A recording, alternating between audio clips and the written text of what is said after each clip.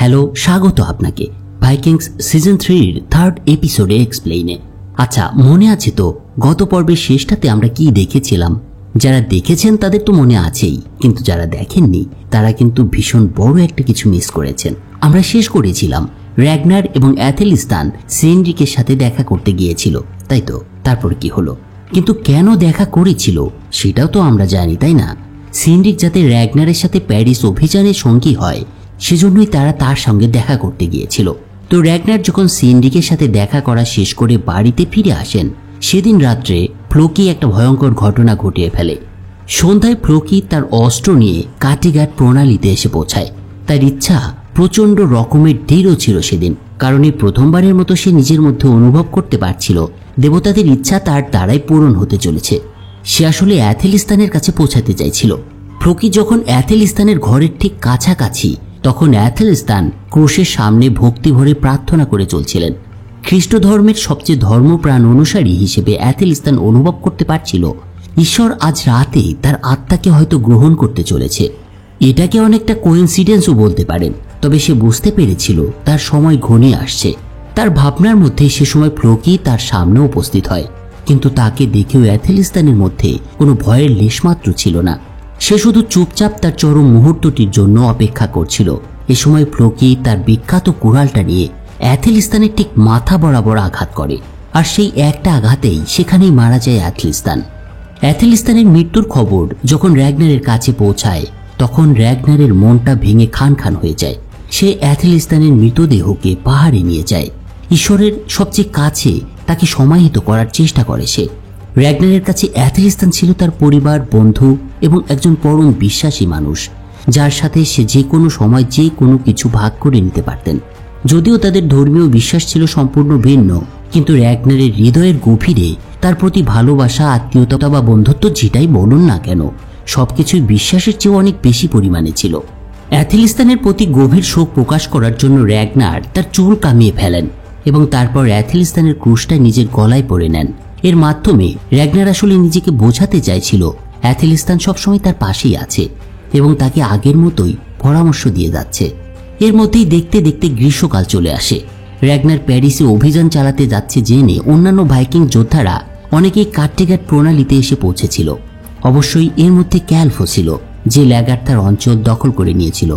ক্যাল্প র্যাগনারের পরিচিত দুজনকে সাথে করেও নিয়ে এসেছিল সেদিন। এই দুজন ছিল প্রাক্তন রাজা হেরিকের ছেলে অ্যালেঞ্জোর এবং আলবোর্গের বিধবা স্ত্রী টার্ভি। তারা এখন স্বামী স্ত্রী হয়ে গিয়েছিল। বন্ধুরা, এরা ঠিক কারা ছিল সেটা যারা প্রথম এবং দ্বিতীয় সিজন দেখেছেন তারা ঠিক জানেন, আর যারা দেখেননি তারা প্লিজ সিরিজটা দেখে আসুন। তো ক্যাল্পকে দেখে ল্যাগারটা খুবই অসন্তুষ্ট হয়, কিন্তু যেহেতু তাদের পরবর্তীতে একসাথে যুদ্ধ করতে হবে, তাই তাকে স্বাভাবিকভাবেই ভদ্রতা দেখাতে হয়েছিল সেদিন। সব প্রস্তুতি সম্পন্ন হওয়ার পর শত শত যুদ্ধজাহাজের একটা বহর নিয়ে প্যারিসের দিকে রওনা হয় র্যাগনার ল্যাডব্রক। এটা ছিল এখন পর্যন্ত ভাইকিংসদের সবচেয়ে বড় অভিযান। যাওয়ার পথে একই জাহাজে উঠেছিল র্যাগনার এবং ফ্লোকি। তারা যাত্রাপথে একসময় একে অপরের দিকে তীক্ষ্ণ দৃষ্টিতে তাকিয়েছিল। র্যাগনার জানত অ্যাথেলিস্তান ফ্লোকির হাতে মারা গিয়েছে।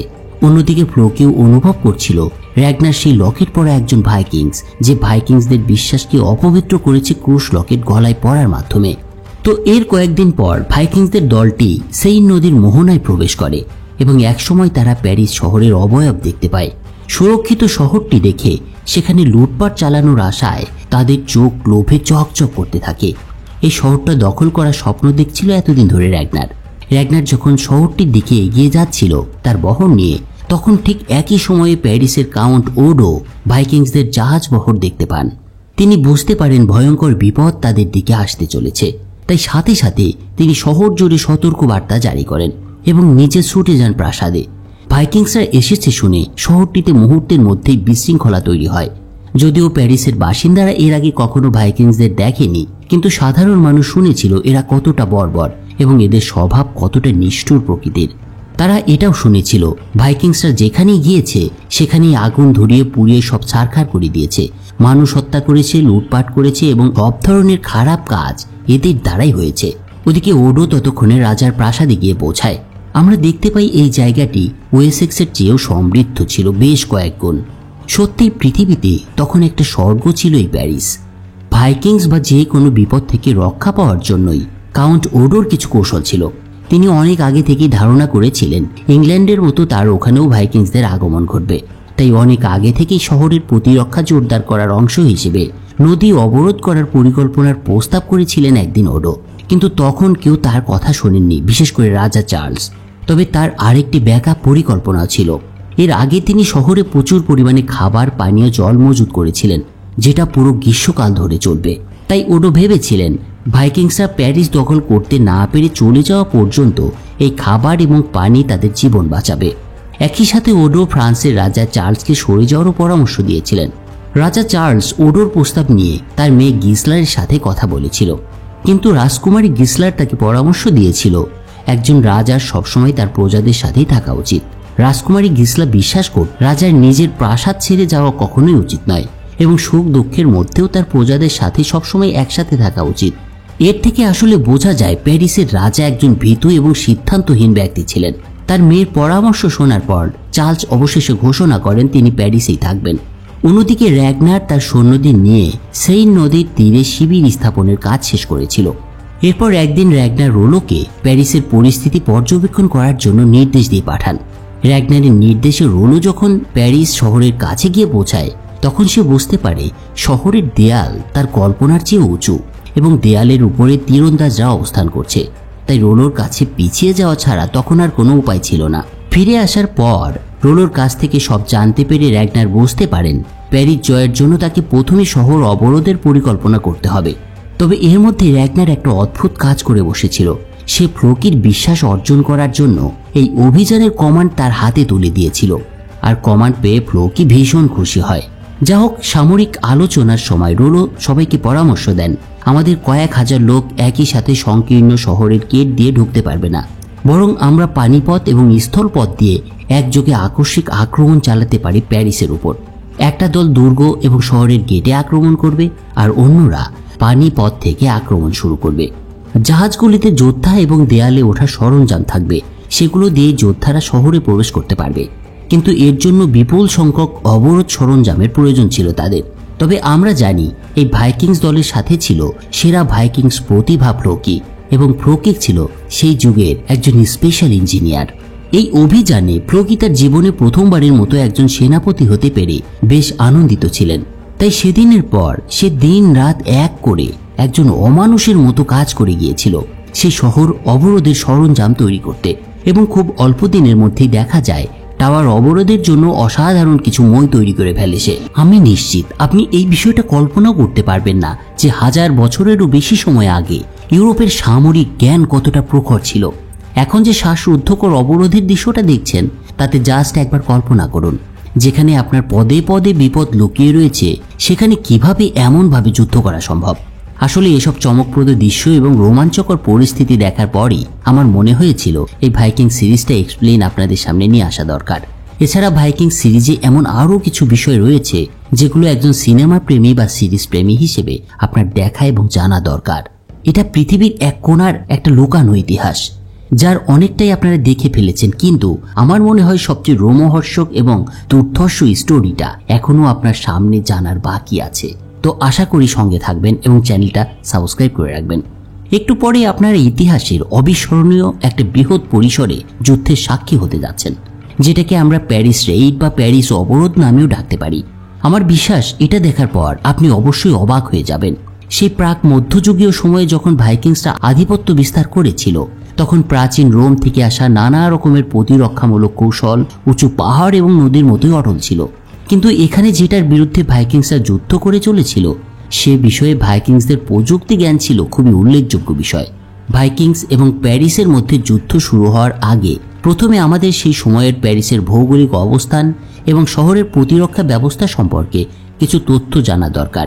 বন্ধু, এটা কিন্তু নিখুঁত একটা ইতিহাস, তাই ইতিহাসের ডিটেইল আপনাকে জানতে হবে। হয়তো ভাবছেন আমি বকবক করছি খামাখা, কিন্তু না, প্লিজ একটু ধৈর্য ধরে শুনতে থাকুন। বর্তমান সময়ের মতোই প্যারিসের প্রধান শহরটির অবস্থান ছিল সেই নদীর অববাহিকায়। নদীর চারপাশে চারিদিকে ছিল দুর্ভেদ্য সুউচ্চ নগর প্রাচীর, এবং এই শহরটি শুধুমাত্র একটা ড্রব্রিজের মাধ্যমে বাইরের ভূখণ্ডের সাথে সংযুক্ত ছিল। প্যারিসবাসীরা এই ব্রিজের মাথায় সার্বক্ষণিক পাহারায় থাকত। শত্রুর আক্রমণ প্রতিহত করার জন্য ব্রোঞ্জ এবং লোহার প্রাচীরের মতো একটা নগর টাওয়ারও স্থাপন করা হয়েছিল এখানে। এই প্রতিরক্ষা ব্যবস্থাকে ডিঙিয়ে শহর আক্রমণ করা ছিল কঠিন থেকেও দুরূহ একটা কাজ। তাই প্যারিসকে এক কথায় একটা দুর্ভেদ্য দুর্গই বলা যেতে পারে। কিন্তু এত সব সত্ত্বেও র্যাগনারের ভাইকিং যোদ্ধাদের শহর আক্রমণের উচ্চাকাঙ্ক্ষাকে কেউ দমাতে পারেনি। তারা 120টি যুদ্ধজাহাজ এবং 5000-এরও বেশি সাহসী যোদ্ধাকে একত্রিত করে দুটি পথে বিভক্ত হয়ে প্যারিস শহর আক্রমণ করার প্রস্তুতি শেষ করে এনেছিল। শহরের মূল গেটটা খুব সংকীর্ণ হওয়ায় লেগার্থা এবং ক্যাল তাদের 5 শতাধিক ভাইকিং যোদ্ধার নেতৃত্ব দিয়ে সামনের টাওয়ার আক্রমণ করার জন্য অগ্রসর হয়েছিল। বাকি যোদ্ধারা ফ্লোকির তৈরি বিভিন্ন ধরনের সরঞ্জাম ব্যবহার করে সেইন নদীর উত্তর দিক থেকে সরাসরি শহরের দেয়াল বেয়ে শহরে ঢোকার পরিকল্পনা করেছিল।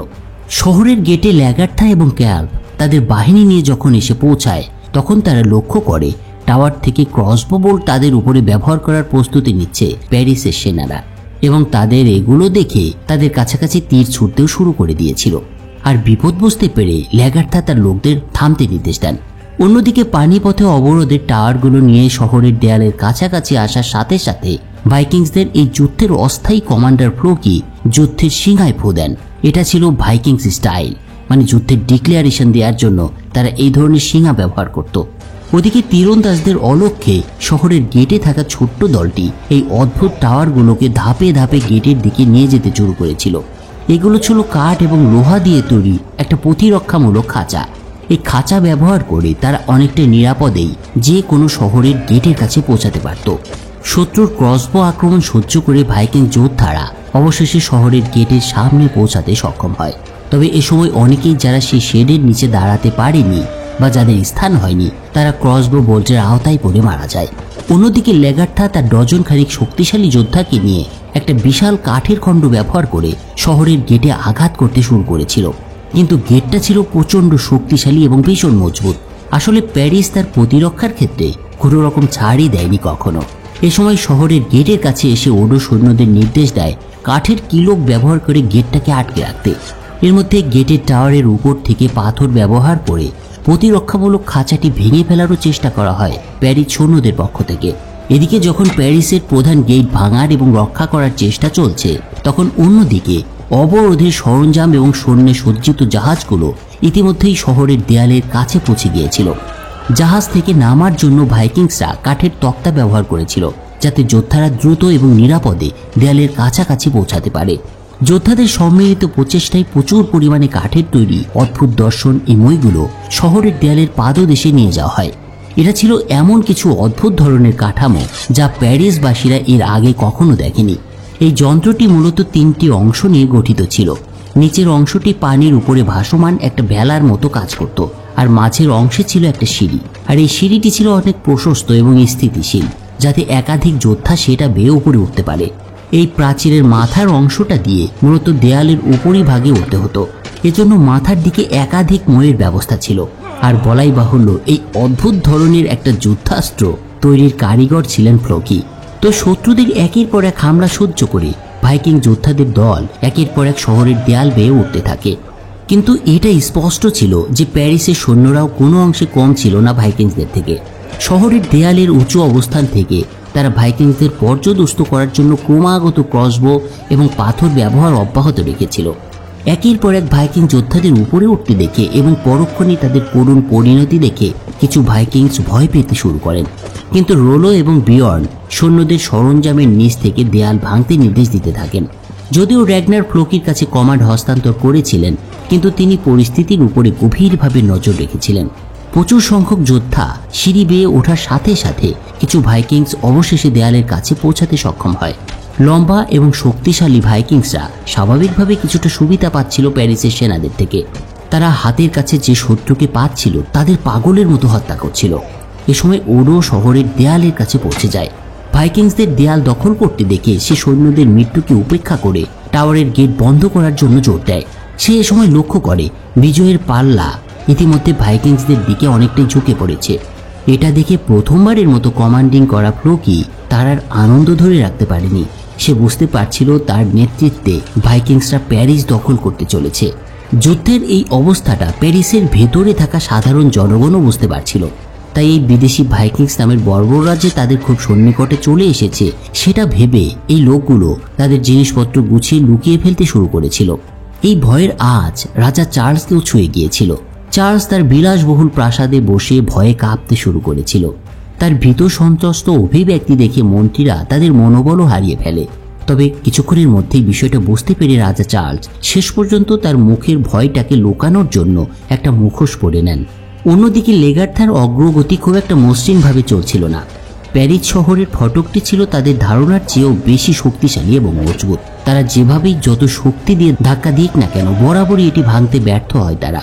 তবে ক্যাল্প অবশেষে তার লোকদের দুটি বিশাল ক্রসবো বোল্ট আনার নির্দেশ দেন এবং তারপর সে দুজন শক্তিশালী লোককে তাদের হাতুড়ি দিয়ে সেগুলোকে গেটের কাঠের মধ্যে গেঁথে দিতে বলেন। কিছুক্ষণ পর বোল্ট দুটো গাঁথার কাজ শেষ হলে তাদের দুই প্রান্তে দুটো দড়ি বেঁধে সেগুলোকে দুটো ঘোড়ার মাধ্যমে টানার নির্দেশ দিতে থাকেন। তার এই ঘোড়ার সাথে সংযুক্ত করার বিষয়টা শেষ পর্যন্ত কাজে দেয়। ঘোড়া এবং কয়েক ডজন শক্তিশালী লোক একসাথে বল প্রয়োগ করার সাথে সাথেই শহরের গেটটি অবশেষে ভেঙে পড়ে। কিন্তু শহরের ফটকটি খোলার পর দেখা যায় ভেতরে কেউ নেই, সামনে শুধু বোর্ডিং ব্রিজটা ফাঁকা পড়ে আছে। তবে এই বিষয়টি নিয়ে খুব বেশি চিন্তা করার সময় তাদের হাতে ছিল না, তাই বিষয়টাকে ইগনোর করে যোদ্ধারা সামনের দিকে এগোতে শুরু করে। কিন্তু ব্রিজের মাঝপথে যাওয়ার পর ক্যাল্প বুঝতে পারে তাদের কিছু একটা ভুল হয়েছে, তাই সে লেগার্থাকে দ্রুত পিছু হটতে বলে। কিন্তু লেগার্থা তার আদেশ কেন শুনবে? তাই কোনো উপায় না দেখে ক্যাল্প এবার লেগার্থাকে একটা ঘুষি মেরে তাকে ফেলে দেয় এবং একসময় তাকে বের করে নিয়ে আসে। এদিকে ড্রব্রিজটি পড়ে যাওয়ার সাথে সাথেই তারা দেখতে পায় প্যারিসের যোদ্ধারা ভাইকিংসদের উপরে ক্রসবো বোল্ট দিয়ে ফায়ার করতে শুরু করেছে। সরু করিডোরে ভাইকিংসদের লুকোনো জায়গা প্রায় ছিল নাই বললে চলে। তারা প্যারিসিয়ানদের ফাঁদে আটকা পড়ে একের পর এক প্রাণ দিচ্ছিল।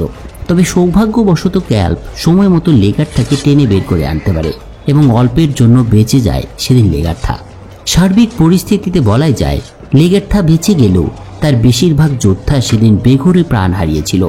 ওদিকে ফ্লোকির বাহিনী টাওয়ারের যুদ্ধে যখন বীরত্বের সাথে লড়াই করে যাচ্ছিল, ঠিক তখন রাজকুমারী গিসলা টাওয়ারের উপরে উঠে আসে। এ সময় তার হাতে একটা রক্তে রঞ্জিত পতাকা দেখা যায়, আর এই বিষয়টা দেখে যোদ্ধারা আবার মনোবল ফিরে পায়। একই সাথে গিসলা তার সৈন্যদের নির্দেশ দিতে শুরু করে বীরত্বের সাথে যুদ্ধ করার। এই পদক্ষেপ নিঃসন্দেহে প্যারিস সৈন্যদের মধ্যে অপরিসীম আত্মবিশ্বাস তৈরি করেছিল। গিসলার বক্তৃতার পর সমস্ত প্যারিসীয় যোদ্ধা হঠাৎ ঐশ্বরিক সাহায্য পায় বলেই মনে হয়েছিল। তাদের মনে যে ভয় এতক্ষণে বাসা বেঁধেছিল সেটা যেন মুহূর্তের মধ্যেই দূর হয়ে যায়। তারা তাদের জীবনের পরোয়া না করে এবার ভাইকিংসদের উপরে পাল্টা আক্রমণ শুরু করে। প্যারিসের যোদ্ধারা মূলত শহরের দেয়াল বেয়ে উঠে আসা সমস্ত ভাইকিংসদের সাথে লড়াই করতে শুরু করেছিল। আসলে এটা ছিল সম্ভবত বিশ্বাসের শক্তি, আর সেই শক্তির বলে বলিয়ান হয়েই প্যারিসের সৈন্যরা লড়ে যাচ্ছিল র্যাগনারের যোদ্ধাদের সাথে।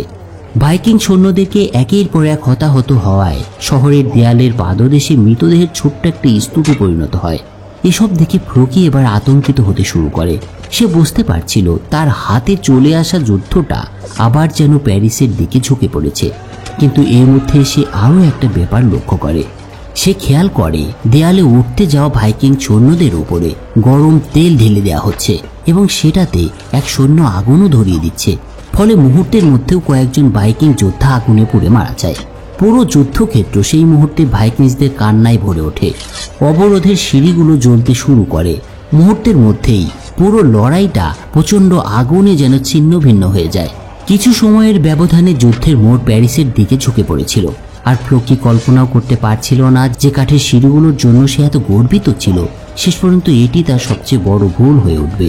এ সময় রোলো এবং বিয়র্ন তখনও অবশিষ্ট ভাইকিং যোদ্ধাদের নিয়ে শহরের দেয়াল বেয়ে উঠতে নির্দেশ দিচ্ছিলেন।